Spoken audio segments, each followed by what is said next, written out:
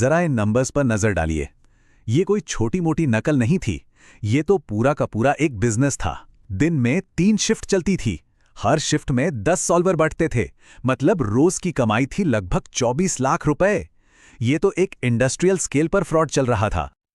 और देखिए, सबसे जरूरी बात यह है कि ये कोई बाहर से नहीं हो रहा था।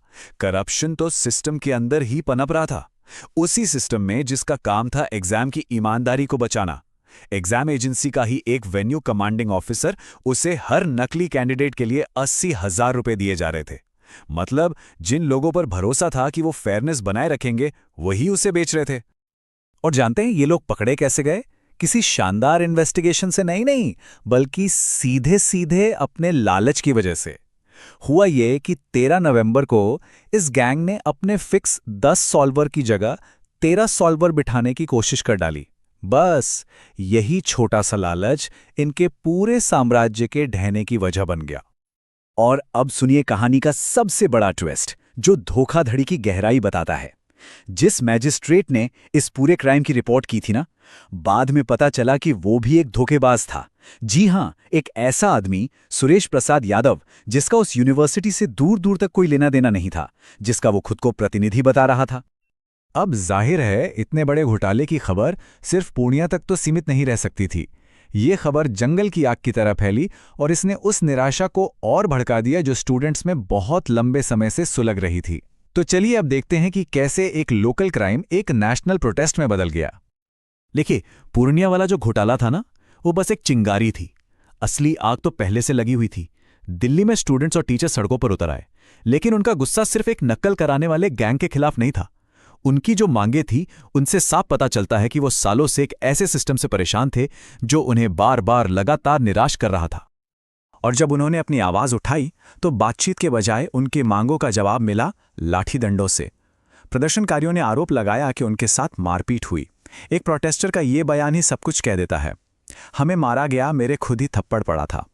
और ऊपर से जब पुरुष पुलिस वालों के महिला टीचर्स को हिरासत में लेने की तस्वीरें सामने आईं, तो इसने तो जैसे आग में घी का काम किया। तो ये गुस्सा सिर्फ एक पेपर लीक का नहीं था। ये गुस्सा उस पूरे सिस्टम के खिलाफ था जिसकी हर दीवार में अब दरारें दिखने लगी थीं। सच तो ये है कि पूर्णिया घोटाला असली प्रॉब्लम थी ही नहीं, वो तो बस एक बहुत बड़ी और गहरी बीमारी का एक छोटा सा लक्षण था। और ये प्रॉब्लम हर तरफ फैली हुई है। कभी टेक्निकल गड़बड़ी की वजह से एग्जाम्स कैंसिल हो जाते हैं, तो कभी किसी नए वेंडर को लेकर विवाद खड़ा हो जाता है। ऑनलाइन स्कैमर्स अलग हैं, जो टेलीग्राम पर लीक पेपर बेचकर स्टूडेंट्स की मजबूरी का फायदा उठा रहे हैं। अरे हालात तो इतने बुरे थे कि कुछ जगहों पर एग्जाम सेंटर के ठीक बगल में जोर जोर से शादी की पार्टी चल रही थी।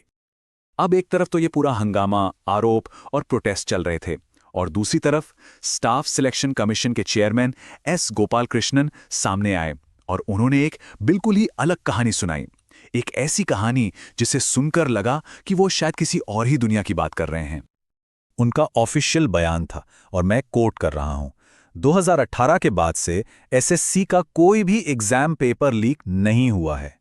सोचिए, ये एक ऐसा दावा है जो हजारों स्टूडेंट्स के तजुर्बे और सामने दिख रहे सबूतों को सीधे सीधे खारिज कर देता है। एक ऐसा बयान जिसका जमीनी हकीकत से कोई लेना देना ही नहीं लगता। और यहीं पर इस पूरे प्रॉब्लम की जड़ है। एक तरफ है स्टूडेंट्स की हकीकत और दूसरी तरफ है अधिकारियों की कहानी। इन दोनों के बीच एक बहुत गहरी खाई है।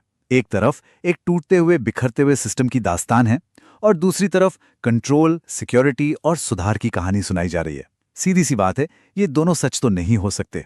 तो सवाल उठता है कि ये सब इतना मायने क्यों रखता है?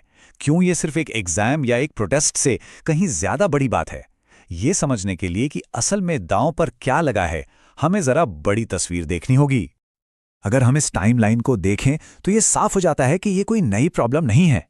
ये तो सालों से चली आ रही नाकामियों, जांच और टूटे हुए वादों का एक पैटर्न है, और इसी पैटर्न ने सिस्टम पर से भरोसे को धीरे धीरे खत्म कर दिया है।